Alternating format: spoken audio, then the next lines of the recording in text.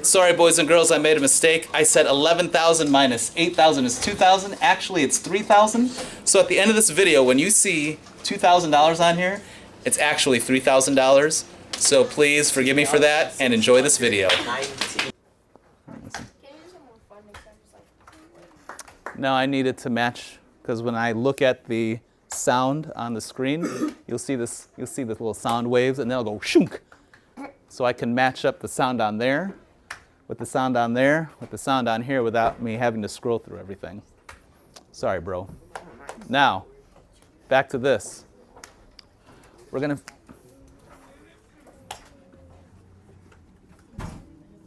car lease. So let's go write this stuff down.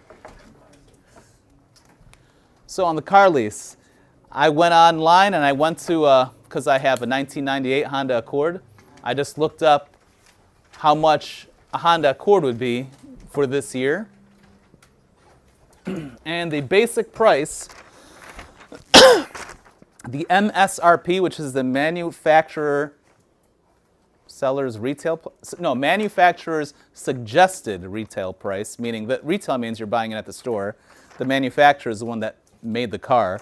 So they suggest that you should charge $23,570 for a Honda Accord, for a brand new one right now. So I'm going to write down new car. I just estimated, and for last year's, because it's the end of this year, and I looked at last year, it was around $21,000. So I'm just in between. I'm just going to use $23,000. So if you wanted to get a new Honda Accord this year, just the basic model, not with all the extra fancy schmancy stuff, $23,000. Now, cars. As soon as you drive that car away and that's being used, its value drops. Cars are a terrible investment. They will never go up in value. I talked about that yesterday. They might go down slightly, like a BMW or Lexus or some kind of fancy, really well-made car, but they're very, very expensive, but they're still going to go down in value. Now, usually, the value will drop about 40%. Let's use the actual number here that I got online. That is 43%. It'll drop 43%. That means if it was worth $10,000, it'll go down $4,300 in 3 years. So in 3 years, it'll drop 40%. So if it drops 40% of its value, that's an A. How much is kept? So if it drops 43%, how much did it keep? 67%. Not 67. 57%. So it'll keep 57%. Now that's an important number because they use this to calculate how much extra for the lease and such. So let's say the car is $23,000. It keeps 57% of it. So if you were a car dealer, you're like, you know what? This $23,000 car, it's only going to keep 57%, or 0.57. The value of the car in 3 years will be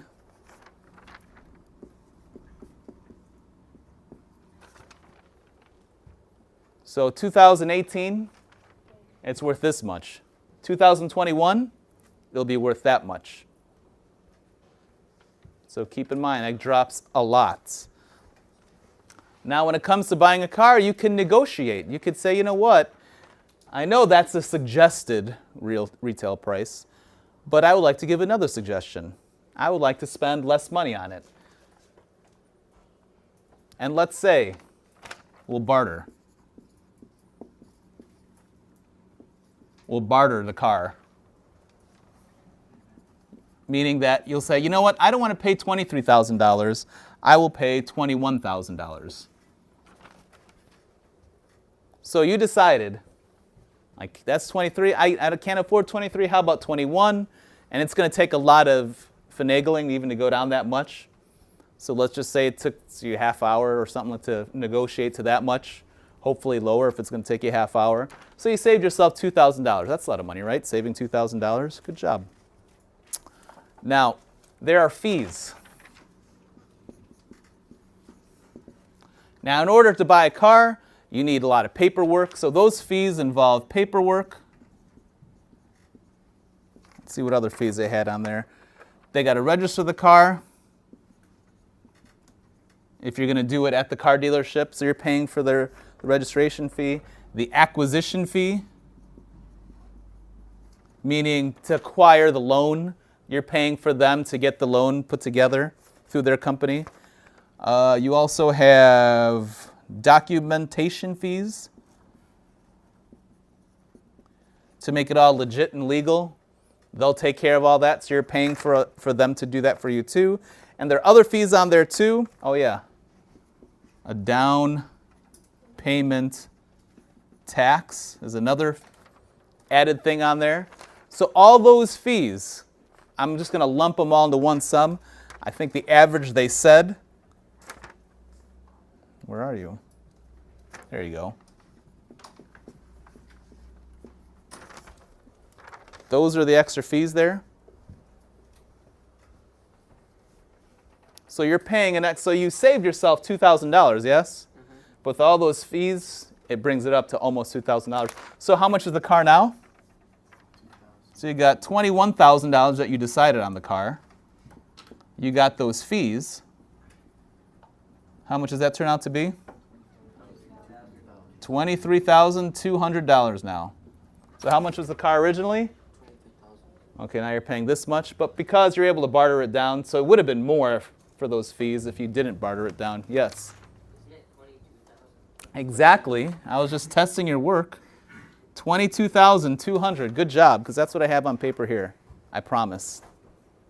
Let's say that you have that car. Again, it's worth, you're going to spend now $22,200. You're going to say, I'm going to put some money down, a down payment, the money up front. And let's say you put 10%. What is 10% of 22,200? 2,220. So let's make it an even. So let's put a down payment.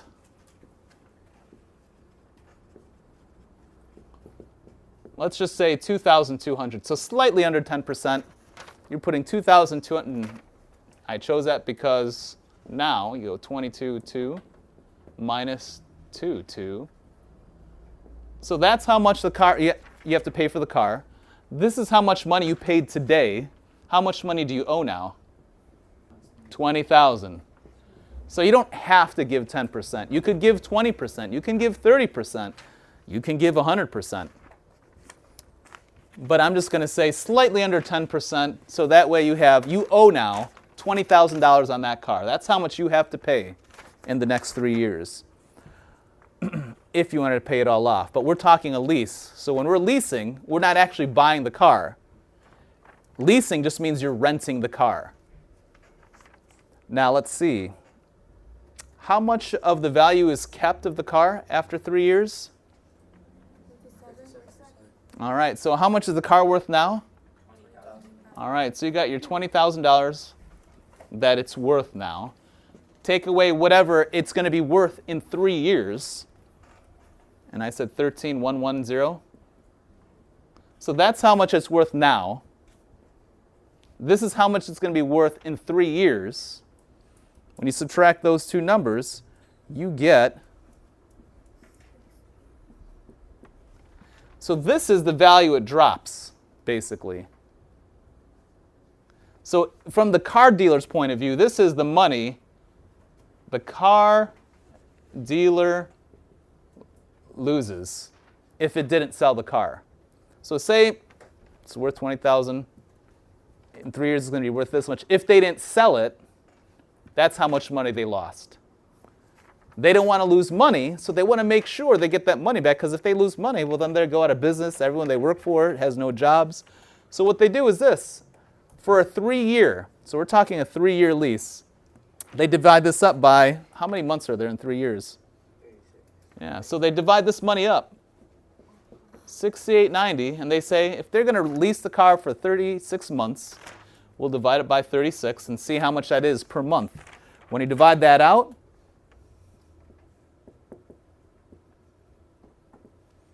$191.39. So that's how much money they're losing every month.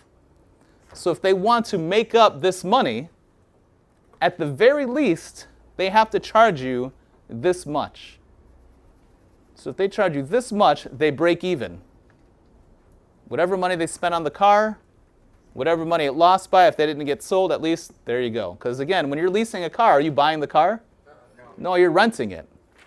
So then you give it back after 3 years. So they want that money back for whatever they would have lost for, because now after 3 years, they're going to have to sell the car. And they're going to have to sell it at that value if it's not taken care of. Well, Can you buy it again for night? you can't, well, you say again, but you didn't buy it in the first place, you're renting it. You can, that's what most people do, and we'll get to that part in a bit. So right now, that's how much, at the very least, they charge you. But they don't charge you this much. It'll be a little bit more. Now, this is how they figure out the little extra fees they do with this. That value of $20,000 for the car, and I don't know why they do this, but apparently they do this. They add the value lost. They add those together. And when they do that, then they multiply it by this factor of 0.00125. Now they call this the leasing fee, that 0.00125.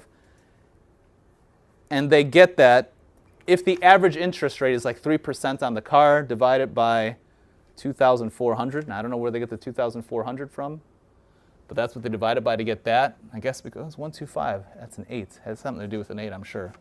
So they multiply all that out. When you do all that work, that fee turns out to be $41.39. That's added onto there. So how much was the car? How much are you charged for the car? $191.39. And how much of that little fee are you added on there? 41. So $191.39 plus $41.39. Is that the end? Huh? That's at the end? That's what they do? Yeah, that's added on to how much they're going to charge you at the minimum, which is $232.78. So about a little, usually you'll see and that's a nice low end. So about a little over $250. When I actually went on the Honda website for the 2018 one, it was more like $240, $250. I'm wondering if that included tax. Actually, it probably includes tax, because I have here with Illinois tax rate is 10%. It's about $256. They were a little bit more, so I'm slightly conservative. So every month, you're paying this much. Yes? So what's cheaper, like leasing a car or just buying?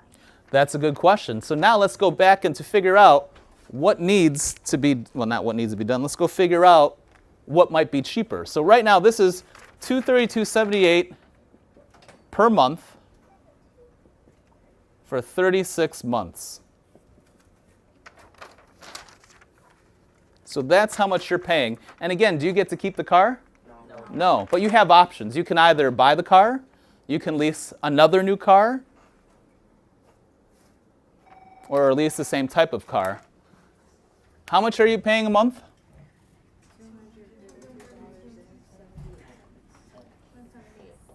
And how many months are you doing that for? 36 months. So when you calculate that out, it turns out to be $8,380.08. And again, that doesn't include the taxes that you're paying to the state of Illinois that they include in the price. So that's how much you'll pay. And how much was that car worth originally? So we got a $23,000 car. You spent that much in 3 years. Now, how much did we say it was worth after? So this is when it's new. When it's 3 years old, we said it would be how much? $13,110. So that's how much you paid in 3 years. That's how much it would be worth in 3 years. But now after this, you have options. You can either lease a new car, and go through that whole process again. So it's another $8,000. So again, if you lease a new car, after 3 years, let's say you spent the same exact amount of money, 8380.08. And what's 8 plus 8? 16. So in like 6 years, you spent $16,000. So keep that in mind. So if you want to lease a new car, you could do that. Or you can buy the car. So you say, well, I spent $8,000, take away from the 20, and then you say, well, you just pay for the rest. So let's see, 20, let's just estimate that's just $8,000. So you had $20,000, you spent the $8,000. What's 20 minus 8?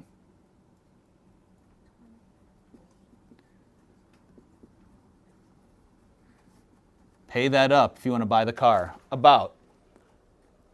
But then they could take away, you say that's how much you'd owe, but then they take away, they'd calculate, how much is that car actually worth? Is it really worth 57%? It might be worth a little bit more, so you can take away the difference from there.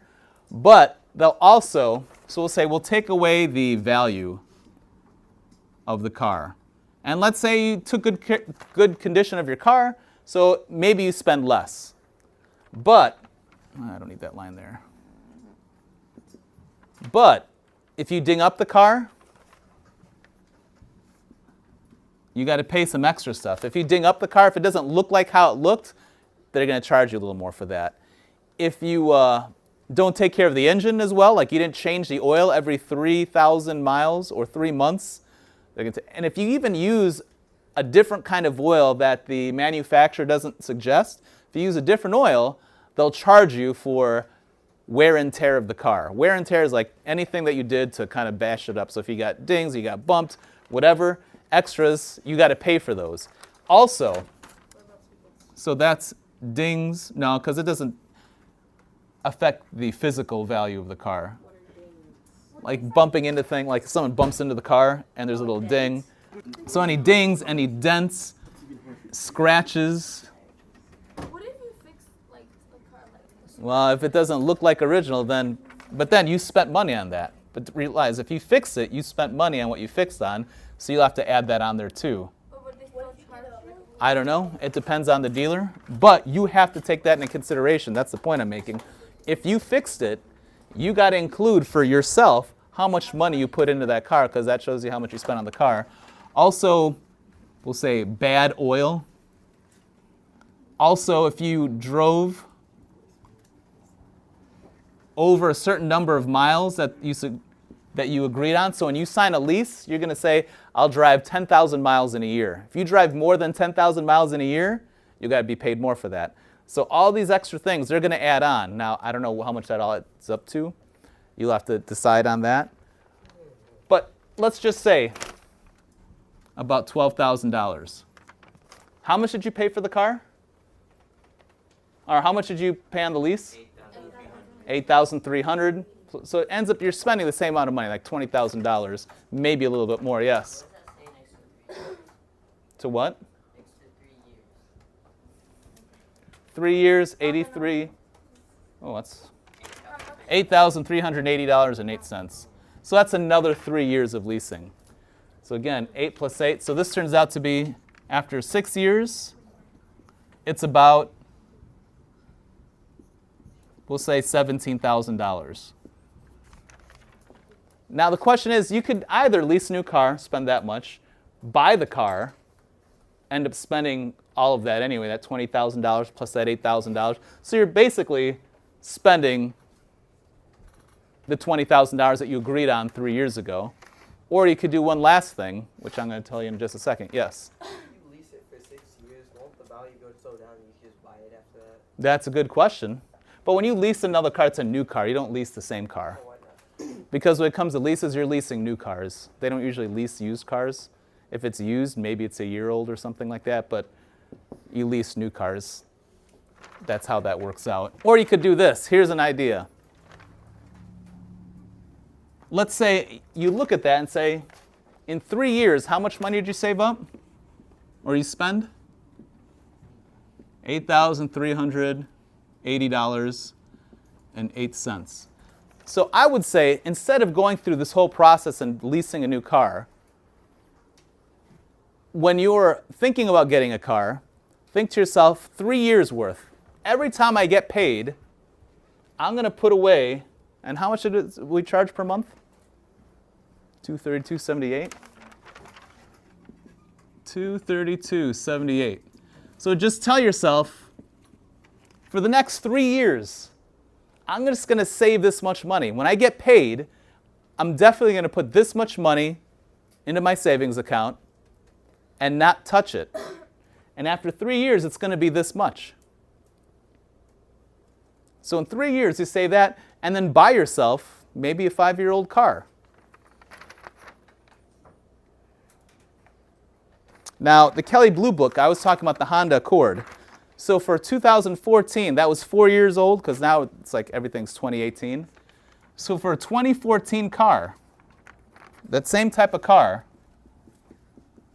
is worth $11,000. So 3 years ago, you could have been like in 2014, 2013, say, you know what, I'm just going to save this much money every month. At this time, you would have this much money, and this would be the Kelley Blue Book value of the car. What's 8,000? What's 11,000 minus 8,000? And I'm just going to say 8,000 just to round it. So technically it's 1,619 and Let's go. 82 cents. So let's just say $2,000 about. So basically you're just short $2,000. You can negotiate that. Remember, you negotiated down to this price, to $20,000, right? So negotiate to $20,000. You could probably do the same thing for this. And if you have the cash, not a check, like actual cash, and say, I have $8,000 in cash. I mean, what would you do if someone showed you, here's $8,000 in cash? I know you want the car for $11,000, but I have $8,000 on me right now. Not take the $8,000. Most people would take the $8,000 because they're like, I have $8,000.